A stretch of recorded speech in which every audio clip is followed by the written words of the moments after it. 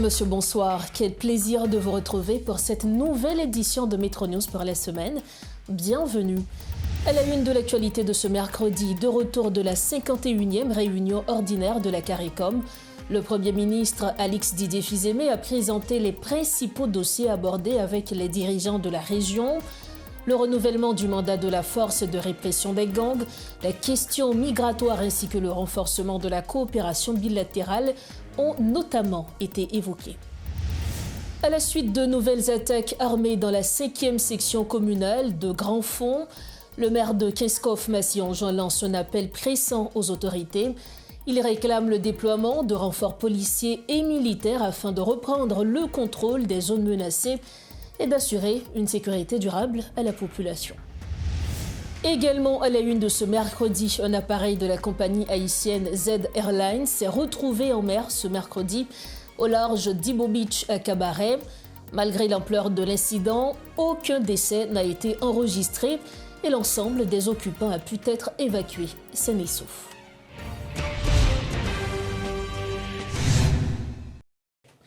Bienvenue au développement des titres de l'actualité.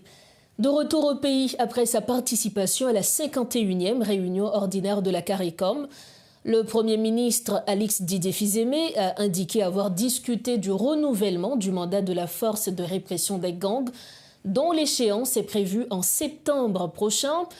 La question migratoire dans la région caribéenne figurait également à l'ordre du jour des discussions, a souligné le chef du gouvernement. Il en a aussi profité pour évoquer plusieurs volets de la coopération bilatérale avec différents pays, notamment dans les domaines de la sécurité, de la migration, de la santé et de l'éducation. Suivez un extrait des propos tenus par le Premier ministre Alix Didier Fils-Aimé lors d'un point de presse au salon diplomatique. Nous avons une chance pour faire un renforcement bilatéral avec de l'autre pays qui étaient venus dans le CARICOM, qui étaient pris l'opportunité, côté que gain tout chef d'État et président Caraïbes pour faire des bilatérales. Dans le cas ça, nous avons fait avec la Roumanie, la Corée du Sud, et nous avons approfondi qui question nous avons fait dans la question sécurité, dans la question formation, dans la question commerce, dans la question santé. Mais question qui était intéressée Haïti le plus, nous-mêmes, comme tout, nous sommes engagés pour nous renforcer, plaidoyer pour renouvellement FRGA. Parce que j'en nous connais, FRGA a été voté pour 1 an. Et renouvellement, c'est en septembre prochain. Et nous avons besoin, tous les pays du monde, pour y aller, pour faire plaidoyer avec le Conseil de sécurité, pour nous assurer nous, que FRGA est renouvelé pour que les troupes continuent à venir et que pour nous gagner quantité de troupes, nous supposons gagner. Comme annoncé en titre, le maire de Kinskov-Massillongeon lance un cri d'alarme à la suite des nouvelles attaques armées perpétrées dans la 5e section communale de Grand Fond. Constatant la détresse de la population de la localité de Robin, l'édile réclame le déploiement d'urgence de renforts policiers et militaires afin de mener de véritables opérations offensives. Il insiste sur la nécessité de passer du simple refoulement des bandits au démantèlement complet de leur foyer afin de garantir une sécurité durable aux citoyens éprouvés par près de 2 ans d'instabilité. Et M. Bandi a attaqué la commune sur l'autre flanc. Et c'est dans la zone Robin qui fait partie de la 5e section communale Grand Fond. Côté que M. a fait incursion en 2 sections communales. Et yo contraignant pile monde majorité monde dans population en cour quitter caillou yo couper route yo couper pied bois mettre dans route là pour renfort pas arriver et depuis 2 heures du matin m'a fait appel à l'aide m'a appelé les responsables de la police dans tout niveau pour comment on capable porter support avec population qui est en détresse. Bon, jusqu'à présent là cette population civile là yo a regarder comment yo capable arriver pour voir comment on est capable de porter mon support. Parce que l'important, et m'a dit ça une énième fois, il faut que l'État central, il faut que l'autorité dans le plus haut niveau, l'État, la police, résout le problème qu'est-ce qu'on fait là. Parce qu'à 19 mois, presque arrivé, pour avoir presque 2 ans depuis une situation difficile. En pile appel, parce que, bon, normalement, entre Aubin et centre-ville, là, parce que à pied, on va faire 30 minutes. mais en machine, comme route là, son route qui pas normalement asphaltée, son route en terre battue, on a fait entre 20 et 25 minutes, c'est ça que moi-même, comme calcul selon moi-même. Et je pense que c'est important pour voir comment l'opération a continué. Parce que week-end, c'est vrai, bandit attaquer nous, c'est vrai, la police démêlée, c'est vrai, l'armée démêlée pour repousser, mais c'est pourquoi bagaille là, ça est important pour l'opération de démantèlement faite. Parce que tout en bandit est présent, tout en pas senti inquiété. Il a attaqué à gauche, il a attaqué nous à droite, il a attaqué nous sur côté. Je pense qu'il faut qu'on bagaille qui fait, faut qu'on volonté claire qui baille pour permettre que la situation résoudre au niveau de la communauté. Les déplacés hébergés sur le site de l'Office de la protection du citoyen sur la route de Bourdon regagnent progressivement leur quartier d'origine. 2 ans après avoir fui Solino en raison de la violence des gangs, ces survivants quittent les camps dans le cadre d'un programme gouvernemental de relocalisation. Un chèque de 100 000 gourdes leur a été remis afin de faciliter leur relogement. Toutefois, dans les sites, les grognes persistent. Certains déplacés craignent d'être laissés pour compte. Suivez ce reportage signé Gerbijan. Les tentes se sont dépliées. Les abris faits de tôle montés sur les trottoirs s'effacent peu à peu dans la ruelle qui abrite l'Office de protection du citoyen sur la route de Bourdon. À l'intérieur du bâtiment, les couloirs commencent à se vider. Certains déplacés encore sur place critiquent le déroulement du processus de recensement, craignant d'être laissés pour compte. Tout ça qui est encrasé, c'est ça qui bénéficie, qui retire quoi. Tout ça nous là, c'est ça qui passe misère pas jouer dans rien du tout, qui fait ouais yo chita là. Il y a tant pour ça pour dire avec eux avant que yo déplacer là. Depuis plusieurs semaines, les autorités ont débuté les opérations de relocalisation dans ce site. Une fois recensés, les déplacés reçoivent un chèque de 100 000 gourdes afin de se dessiner un nouveau quotidien loin de la précarité des camps de fortune. Pour certains, c'est l'occasion de retourner dans leur quartier d'origine, mais pour d'autres, fuir la capitale et se réfugier en province est l'option retenue. Si je suis moyen normal, et fermier de fermier caille. Si je ne suis fermier caille, ma pour moi je mal chita en dehors en province avec. Même pas je ne dis tout. Côté moi le tourner là. Là, je vais le tourner. Avant de faire une chambre, c'est quoi pour me gagner? Je connais si quoi me gagner, il ne peut pas réparer caille là. Il ne peut pas réparer caille là crasé, parce que crasé yo boulé. OK, moi m'da besoin demander l'état.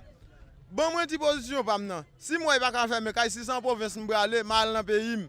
Mais moi bon là caille moi kounya là faut que m'da gagne $2000 pour me payer moto avec machine simplement. OK, kounya là me aller, qui ça me faire?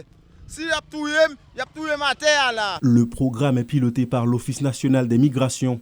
C'est dans ces locaux à Pétionville que les réfugiés doivent se rendre pour récupérer leur chèque. Alors que les opérations se poursuivent, certains noms tardent à être validés, ce qui exaspère les victimes, fatiguées des allers-retours en vain. Moi inscrit dimanche, on aime inscrit nous pas monter. Que m'inscrit. Yo fait photo sur tablette, nous pas monter. Moi voulais connaître malé en l'air, yo prend dans doléance, nous pas monter. Pendant ce temps, nous pas monter ya. Malé en l'air. Première fois yo dit mais nous qui pas monter pour me descendre venir dans place moi. Yo fait photo 4 mois. Matricule même voyer là les plusieurs côtés et tout à jour. Kounya m'pa joine kobla et pour l'état dim ça la fa avec kounya même. Alexandre Junior Boni ça là faut me joindre.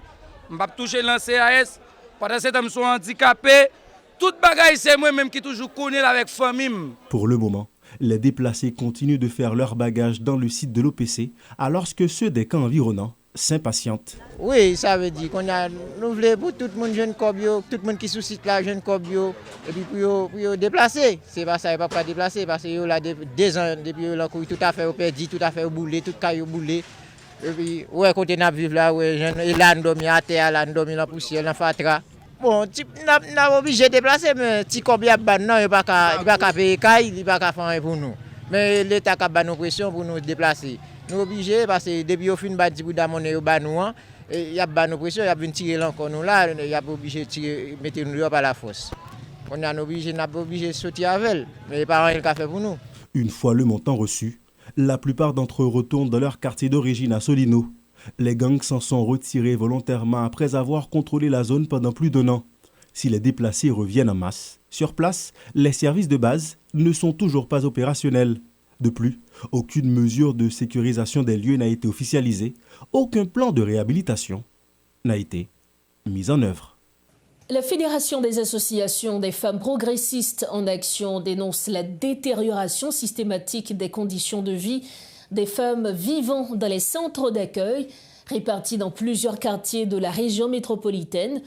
Exposées à diverses formes de violence, ces femmes sont privées de tout mécanisme d'encadrement et de protection, déplore Marie-Karine Mathurin. La présidente de la FAFPAP presse les autorités d'agir en faveur de cette catégorie de femmes, réclamant une relocalisation digne et décente. C'est un compte-rendu de Riti Fortuné. Dans des camps de fortune à Port-au-Prince, les conditions de vie des déplacés ne s'améliorent pas. Alors que le gouvernement a promis de les assister à maintes reprises, ces promesses tardent à se matérialiser. Plus de 3 ans après leur expulsion par les gangs, certains d'entre eux expriment leur ras-le-bol. Ma vente c'est pas $5 là comme si m'pa fan moi même non quand là moi même pas bon comité vrai pas bon entente vrai pas bon regardez pas tête ensemble là vrai parce que tout ça qu'a fait là c'est pas monde pas le fait ou même qui malheureuse qui besoin l'on pas ka joindre ni ou même qui n'a besoin l'on mal pour joindre ni l'on mandel c'est super supplier monde pour joindre pas ka joindre ni et m'gi 13 mois en côté m'a passé misère mal dormi même toilette pour toi de pas ka toilette c'est 25 gouttes pour pédo pas 25 gouttes là c'est toilette dans sachet al jeter dans fatra moi même comme ça me fait 13 mois là. Si la tendance est actuellement à leur relocalisation, des organisations de la société civile expriment leurs préoccupations concernant la réalité des femmes déplacées. En conférence de presse ce mercredi, la Fédération des associations des femmes progressistes en action est revenue sur le sort de ce groupe exposé aux violences sexuelles dans les camps, alors que le nombre de cas recensés explose. Maître Karine Mathurin crie au scandale. Mesdames, vous n'avez aucun recours. Vous avez subi toutes sortes de actes malhonnêtes. Vous avez côté violé, mauvais traitement. Et puis ensuite, question hygiénique, là, tout pas bon du tout. Donc là, puis tombé, il a mouillé.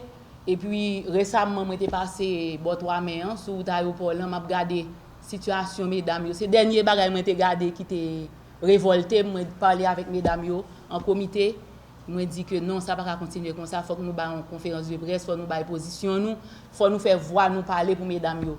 M'a regardé que il était dans 11h du matin pour le midi. Soleil là tellement chaud parce que ti abri yo fait yo c'est ti ajou pa yo dans camp yo. Donc chaleur en trop pour en bas pour là, yo obligé camper sous trottoir là. La dirigeante pointe du doigt l'irresponsabilité de l'État qui n'a pris aucune disposition pour faire face au développement de l'insécurité dans plusieurs quartiers.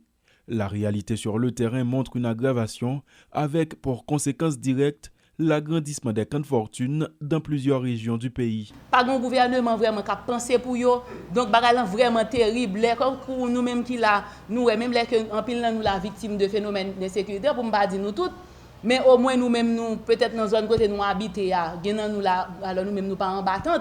Mais faut nous penser avec mesdames ça tout, avec moun ça qui en battante là, qui a abandonné, qui pas un côté pour arrêter. Et en pile là, dans yote gen propre caillou pour habiter, obligé courir pour phénomène d'insécurité. Entre-temps, les chiffres publiés par l'OIM au mois de mai font état de plus d'1 million de déplacés, dont 79% ont trouvé refuge en province.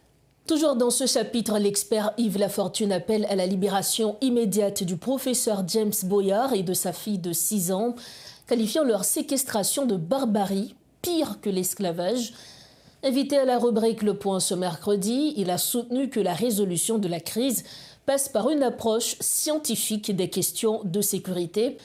Estimant que le pays risque de disparaître sans une action concertée, il exhorte l'ensemble des secteurs de la vie nationale ainsi que les partenaires internationaux à s'unir autour d'un projet pilote visant à restaurer l'ordre et l'autorité de l'État. J'ai la science et moi j'ai science sur toute décision d'État, moi j'ai science sur administration publique, comment diriger l'État, mais moi j'ai des veines que moi pas ayant politique. Donc, comme citoyen, moi, font cri par rapport avec un professeur d'université en plus, à une petite fille qui gagne 6 ans, parce que nous tous gagnons petite fille, Et moi profiter de antenne sous invitation bien entendu pour me parler avec autorités constituées, leaders politiques, pour me dire que nous tous, secteur privé, nous sommes sur le point de perdre un pays parce qu'un pays où on kidnappe un individu ou bien un citoyen, nous mène la banque là, elle prend l'argent dans une zone côté que banque a fonctionné et en zone de non-droit, à ce moment-là, il est question de réfléchir. Donc, moi, je mets les autorités. Je suis un fils d'Haïti qui a appris au plus haut niveau d'Acadie. Donc, moi-même, je dis aux mecs qui sont capables de prendre tête. Autorités constituées, poser le problème, il faut avoir des données, il faut le savoir expert, il faut d'Acadie et toute institution d'accord sous lui, il faut que tout monde qui entraîne des questions d'accord sous lui, on lance un projet pilote, parce que question seulement, c'est pas tirer monde, etc. Il y a une façon de faire.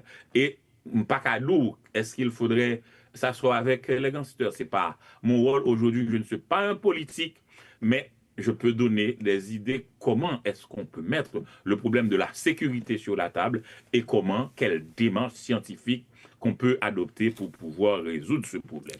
Autre point de l'actualité, l'Association des sages-femmes d'Haïti a procédé au lancement du projet Empower Advocacy, place non pas négociable, une initiative visant à renforcer le plaidoyer en faveur des droits et de la justice en matière de santé sexuelle et reproductive en Haïti, tout en mobilisant les institutions publiques, les organisations de la société civile et les communautés, promouvoir un environnement favorable à l'exercice des droits en santé sexuelle et reproductive pour toutes et tous. Telle est la vision commune de cette initiative qui sera mise en œuvre sur une période de 15 mois. Ce projet est exécuté avec le soutien financier d'Affaires mondiales Canada. Suivez ce reportage de Rodolphe Pierre-Louis. L'Association des sages-femmes d'Haïti a procédé au lancement du projet Place non pas négociable, une initiative qui sera exécutée en partenariat avec Neges Marron, avec l'appui de la Fédération internationale pour la planification familiale et grâce au soutien financier d'Affaires mondiales Canada, explique l'une des sages-femmes. Il ambitionne de renforcer les capacités des acteurs nationaux, favoriser la création d'alliances stratégiques et promouvoir un environnement plus favorable à l'accès équitable aux services de santé sexuelle et reproductive, notamment pour la population les plus marginalisées. Cette activité de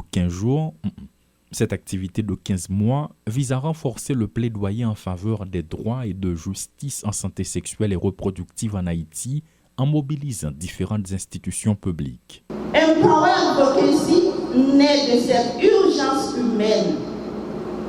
Il est notre réponse collective pour que personne ne soit laissé pour compte. Yo pas rester pour compte et nous pas décider quitter pour compte. Ce lancement officiel constitue une étape cruciale. Il permet de présenter les objectifs du projet. Les organisations de la société civile et les communautés prendront part à cette activité qui se déroulera autour d'une vision commune, promouvoir un environnement favorable à l'exercice des droits en santé sexuelle et reproductive pour toutes et tous. Pour refermer la page nationale de Metro News, un avion de la compagnie aérienne haïtienne Z Airlines a terminé sa course en mer ce mercredi au large d'Ibo Beach, une plage privée située à Cabaret. Selon les premières informations relayées par les médias locaux, l'appareil s'est retrouvé dans les eaux peu profondes à proximité de la côte. Malgré le caractère spectaculaire de l'incident, aucune perte en vie humaine n'est à déplorer. L'ensemble des passagers et des membres d'équipage présents à bord ont été rapidement secourus. Écoutons le témoignage du PDG de Z Airlines, David Jean-Charles. Oui, effectivement, il y a un petit avion de capacité 9 passagers qui est sorti Cap Haïtien et les levé dans la zone Ibo Beach là. Malheureusement, il y a une urgence, donc le pilote a été obligé de faire un atterrissage forcé. Le plus important, c'est que tout le monde est en pleine forme, donc nous avons déjà fait les démarches pour que nous soyons capables de récupérer le pilote là et les passagers qui étaient à bord de l'avion. Mais tout le monde OK, pas gagné blessés graves, pas gagné en termes de vie humaine, tout le monde est OK. Donc c'est ça qui est rassurant pour le moment. Donc nous n'avons pas d'intégration forcée, c'est pas crash, puisque j'aime dire à partir du moment où s'il y avait un présenté qui n'a pas de problème, donc premier, ça peut être là qu'il faut le faire, c'est chercher un espace qui est safe pour être capable de atterrir ensemble avec nous. Donc c'est vrai dans la zone, pas dans la zone piste, mais il était atterri dans la zone beach là, donc qui c'est une zone qui plus ou moins garantie pour sécurité nous. À la fin, l'atterrissage a fait. Donc, tout le monde est OK, pilote là OK. Moi, j'ai déjà parlé ensemble en contact. Là, nous avons déjà établi contact ensemble avec le responsable pour eux. Et pour l'instant, nous avons déjà fait des démarches pour que nous soyons capables de libérer le monde. C'est bien des passagers ensemble avec le pilote là qui étaient à bord. Alors, en fait, nous pouvons gagner, mais ça nous capable de dire, c'est que il était pour nous parler avec le pilote là d'abord, pour lui venir, pour que nous entendions, pour qu'il explique ce qui s'est passé. À partir de là, tout bien des investigations qui vont être faites pour que nous cherchions qu'on est. Mais bien avant, semaine passée, il y a 2 semaines en arrière, donc certainement, nous avons remarqué, si nous sommes capables de dire, il y a un avion compagnie qui te présenté un problème déjà que nous estimons sont sorte de sabotage qui était passé. Nous avons déjà déposé plainte à la DCPJ en rapport avec qui chose. Bon, malheureusement, un incident ça allait venir poser. Donc, c'est sûr qu'il y a des suivis qui doivent être faits. Nous allons essayer de garder en parallèle par rapport à ça qui nous estimons déjà été fait, que nous déjà des plaintes qui sont déposées au niveau de BCPJ et en rapport avec l'incident ça qui cause aujourd'hui pour que nous allons regarder plus loin qui ça va gagner. Pour l'instant, nous ne pouvons pas confirmer absolument rien. Je me dis, parce que nous pouvons contenter les pilotes là pour expliquer qui s'est passé à bord. Il y a qui attendent que les pilotes là les expliquer nous et à partir de l'investigation qui va le faire. Nous arrivons au terme de cette édition de Metro News, le rappel des principaux titres à la une de ce soir. De retour de la 51e réunion ordinaire de la CARICOM, le Premier ministre Alix Didier Fils-Aimé a présenté les principaux dossiers abordés avec les dirigeants de la région. Le renouvellement du mandat de la force de répression des gangs, la question migratoire ainsi que le renforcement de la coopération bilatérale ont notamment été évoqués. À la suite de nouvelles attaques armées dans la 5e section communale de Grand Fond, le maire de Kinskov, Massillon-Jean, lance un appel pressant aux autorités. Il réclame le déploiement de renforts policiers et militaires afin de reprendre le contrôle des zones menacées et d'assurer une sécurité durable à la population. Et puis un appareil de la compagnie haïtienne Z Airlines s'est retrouvé en mer ce mercredi au large d'Ibo Beach à Cabaret. Malgré l'ampleur de l'incident, aucun décès n'a été enregistré et l'ensemble des occupants a pu être évacué sain et sauf. Voilà ce qui met fin à cette édition de Metro News. Merci infiniment de l'avoir suivi. On se retrouve demain soir, toujours sur Télémétropole. Bonsoir.